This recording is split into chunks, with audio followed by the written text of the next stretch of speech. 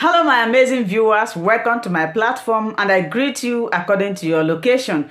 Good morning, good afternoon, good evening, good night, depending on your location. If it is your first time of coming across my channel and you like what I do here, after watching, please subscribe, put on your notification bell. That notification bell is very important because it will enable you to know when I upload a new video. I upload video here on daily basis as it is happening. I am bringing it to you so you don't need to bother yourself searching newspaper, turning on your television. All you need to do is just to take your handy, click on LYNDA'S TV show. You get the information that you are looking for. My amazing family, old subscribers, I appreciate your massive support. For those that have been watching me and they have not decided if they want to subscribe or not, don't you like what I do here? Hit that red button that says subscribe. You put on your notification bell. In that way, you'll be able to know when I upload a new video. Let me greet my people according to our language. Igbo ndị ọma na-ege ntị ekene m unu na sanachi una bonachi gonye nenene ihe onyonyo a ka udo dịrị gị.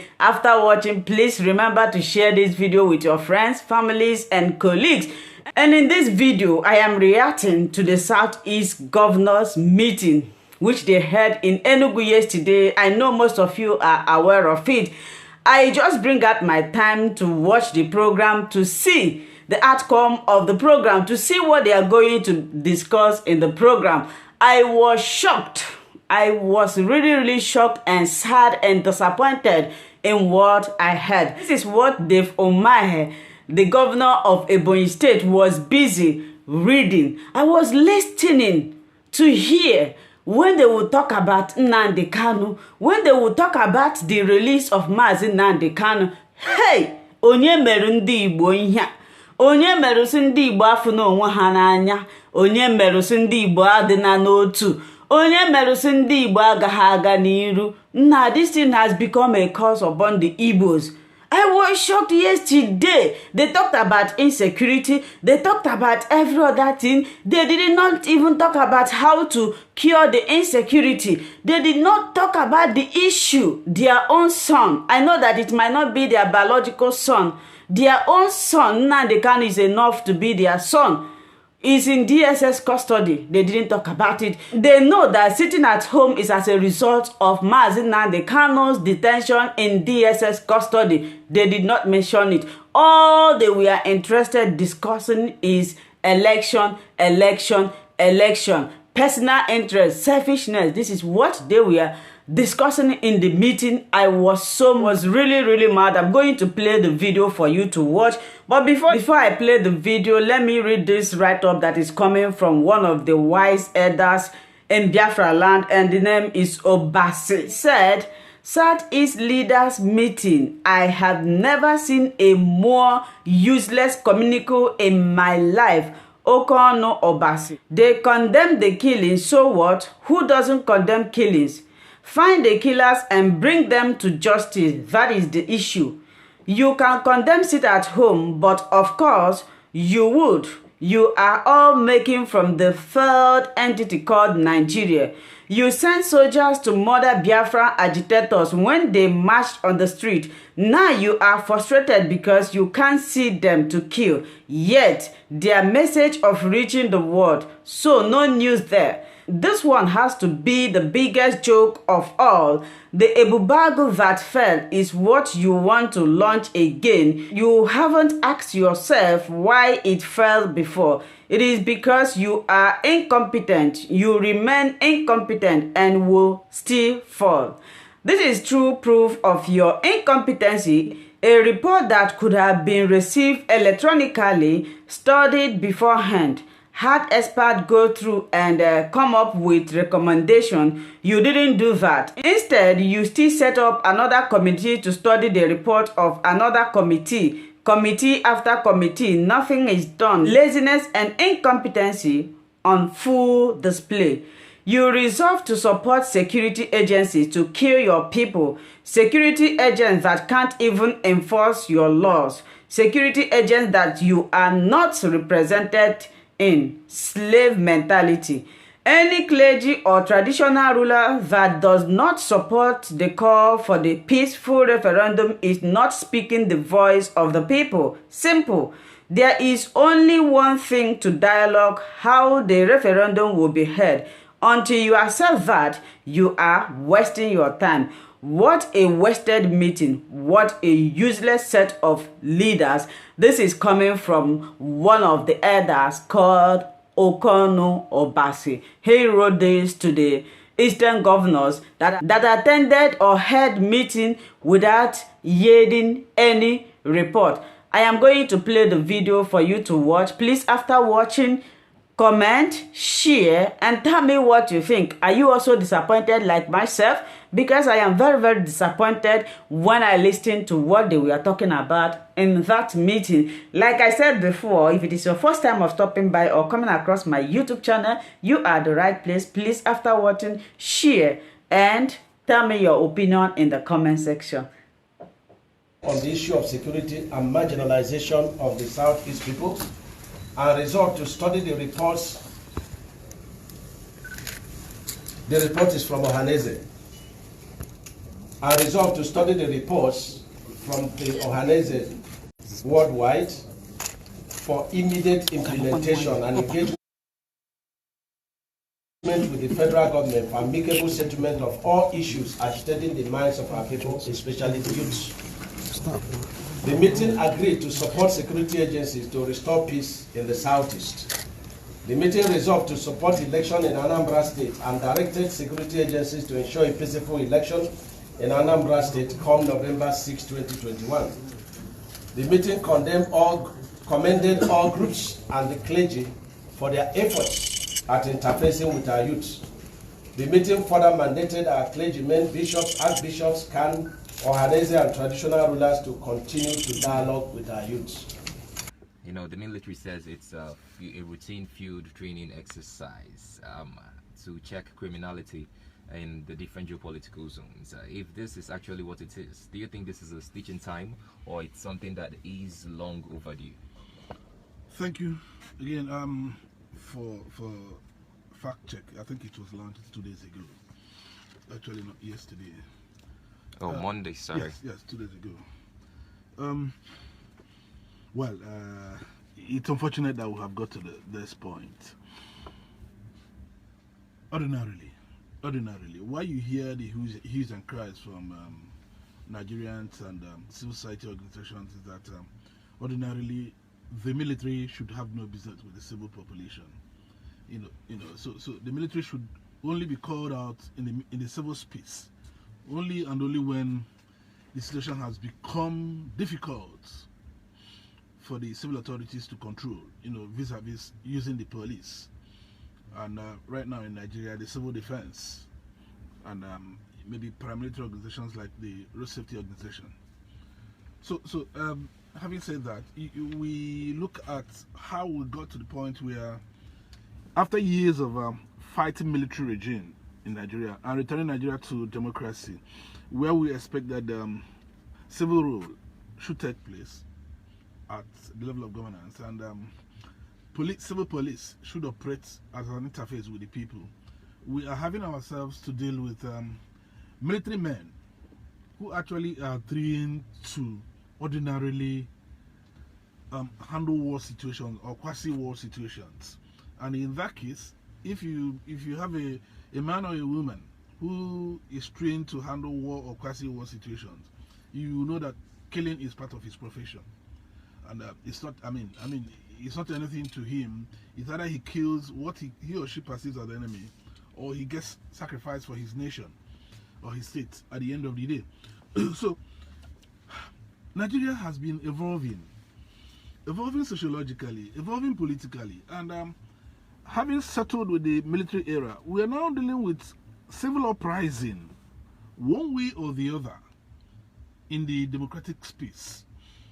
And it became clear in the past, maybe at the middle of 2003 or so, when it became clear that uprising was overwhelming the civil authorities, and also when we began to see President Obasanjo calling out military boys, quote unquote, from the barracks in such operations as the deadly OD operation, the deadly Zakibian operation, and stuff like that. And the democratic world did not receive it pleasantly.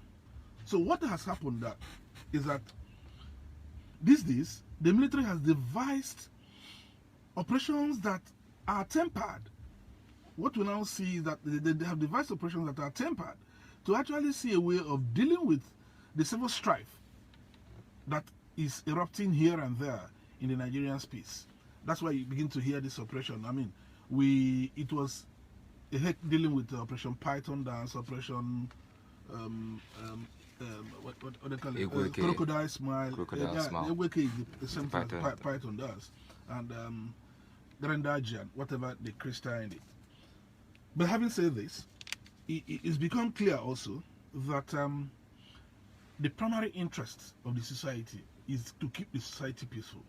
The primary interest, when I say the society now, it's both that of the government and the people, because you and I know that we want to have a peaceful space to operate in. I want to be able to pass on the road. You want to be able to come to work this place. You want to be able to do your work without hindrance. You want to have some sense of having peace, in your environment for you to be able to sleep.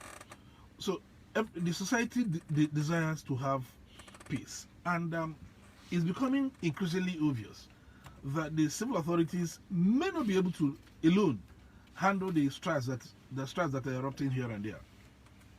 In Nigeria, it started. The crisis came to a crescendo with the advent of the Boko Haram, and it became obvious that was a guerrilla warfare that Nigeria was dealing with. So, full military operation was deployed in the northeast, and recently, given what has happened in the northeast, it has dovetailed into the northwest, and you see all manners of criminalities taking place in the northwest in the name of kidnapping, stealing, arson, and all manners of things. Irrespective of whatever nickname anybody may want to give it, banditry or whatever, but it amounts to criminality, and it's overwhelming to the police authorities and civil authorities. So what you now see is a situation where either it's a full-scale military operation, or it's a tempered military operation, which is now called exercise. Because the difference is that when you have a full-scale operation, I mean, the military is deployed with full orders to actually decimate or take out people who are seemed or perceived to be the enemies of the state, as it were. But in this kind of operations that we are witnessing now, the exercises, which are tempered operations, the military, what I would have learned is that the military has evolved a quasi-civil military operation where they are going to deploy, the military is going to deploy military intelligence. The military has the Department of Military Intelligence, the DMI. Yeah. And they have also said that the military is going to work with the police, the civil defense, the road safety, the immigration, to make it a comprehensive exercise where it is able to actually deal with the elements that are causing serious insecurity in all parts of Nigeria. Because, like what you have read out, the exercise is taking place in Southwest, essentially Lagos and Ogun State, in the North Central, Benue, Kogi State, and like that. Then FCT. Yes, FCT. Then in the South, it's talking about Delta, Rivers, and some other critical states. And it may not be spread across the whole South, because it's looking at the critical states where there are problems. Because there are problems of bunkering, there are problems of piracy, there are problems of kidnapping actually going on in the South. And once they take you onto the seashore, I mean, you just have to negotiate to get your freedom. Now in the Southeast, they're talking about exercise Golden Dawn to deal with the recent upheavals we have in the Southeast, having the unknown gunmen marauding everywhere, taking out the lives in Southeast. We have seen in recent times people whom we probably thought had no business being killed. I mean, not as if anybody had business to be killed, but when you take out people that medical doctors, every life is very important. But sometimes, if you have people who are in a position to actually come in and assist others in difficulties, and when they are taken out, you see that those who could have depended on them have problems. That's what Igbo people say, they wodike no gono or gozibia somebody. So there is real crisis, and the election in Anambra is heading to either being postponed or being aborted. Okay. So the state has probably seen this, and has decided that something needs to come in now. Otherwise, we will get to full-blown anarchy. And when we have a full-blown anarchy, it's a warfare, and it's military activity, full military operations will come into play. Okay. So that's actually the background of this. All right, let's take a look at the controversy this has generated ever since it was launched. Talking about the Operation Golden Dawn that was introduced in the southeastern part of Nigeria, and just like we had rightly pointed out, it was just not a such operation being launched in the southeast, because prior to this, the military presence, there was a conspiracy theory going. I don't know if I should call it a conspiracy theory, but people believed that with what was happening or what is happening in the southeast, the federal government might possibly not intervene. Right now, there seems to be an intervention. People seem to have a problem with it. Why do you think that is? Curious as it may sound, Favor, a few reasons could be adduced for such apprehensions. One and principal reason is that for a long time there's a serious distrust between the government and the people, especially people of the southeast. I mean, you can't take it away. There is a serious and it's getting deeper and deeper rooted of distrust between especially the common people of the southeast and the federal government as it were, because there is a perception that the federal government is north dominated. Some people will even go as far as saying Fulani dominated, and there's perception of distrust that look, whatever the federal government does must be perceived from the tendency to dominate the southeast. In fact, some even will come up with the tendency to annihilate the entire southeast. That's a perception you have. Whether it is real or apparent, that's another matter we may deal with at a certain level. Now, but that's whether it's a cause, that's part of the reason. Then the other reason is that the thoughts that are driven by the civil society is that the military cannot be trusted to handle the civil population, with civility. Nigerians have lived through situations where we saw military people manhandle civilian population. We have been with a society where we saw, you see a military group tell a young man who is probably having dreadlocks to cut off his hairs. Probably there have been situations where they use razor blades to begin to cut off the hairs, just to ensure that probably they dehumanize the person or humble the person to come to the level they want him to come to. These are the quote unquote bloody civilians. We have seen cases where people were beaten to pulp just because they had exchange of words or banters with military people.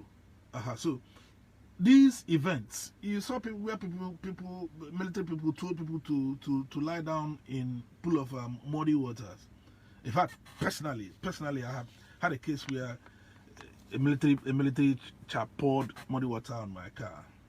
Why? Because probably he was going along with a bullion van of CBN, and we were passing through an interchange of bad roads. I just look at it, I let him and smile. So these are the kind of situations where that engender some of these mixed feelings from Nigerians that look, the military cannot be trusted to deal with the civilian population in a civilized manner. An average person can actually exchange banters with police, and probably the police operators may understand better the nuances, the idiocies, the emotions of the civil population, because the police mingle among the population. They know what is actually eking this set of people. But the military persons are locked up in the barracks almost always. So when you release them, they come. I mean, they are meeting a population that they may not understand exactly their emotions, and the way they deal with them is the way the others have come. So that's another key point. The other point you can also look at is the general perception, like I said, that on the average, that the military is not trained to interface with civilians and people. So when you keep that together, then you may not also do away with the fact that there are some few elements in the society who do not actually desire order. They want to take over the space. Those few elements may not desire order. And if you underrate those elements, you do so to a detriment, because what they do is that they have in the world of social media, they have social media warriors that are churning out a lot of things into the media space to make sure that they influence. Wonderful people, thank you so much for watching this video together with me. I appreciate your massive support in this channel. Before, if it is your first time of stopping by or coming across my YouTube channel, you are welcome. Now that we have finished watching this video together, you saw me sitting there watching it together with you. I appreciate you. Let's go to the comment section to talk about it. If it is your first time, subscribe, put on your notification bell. That notification bell is very, very important.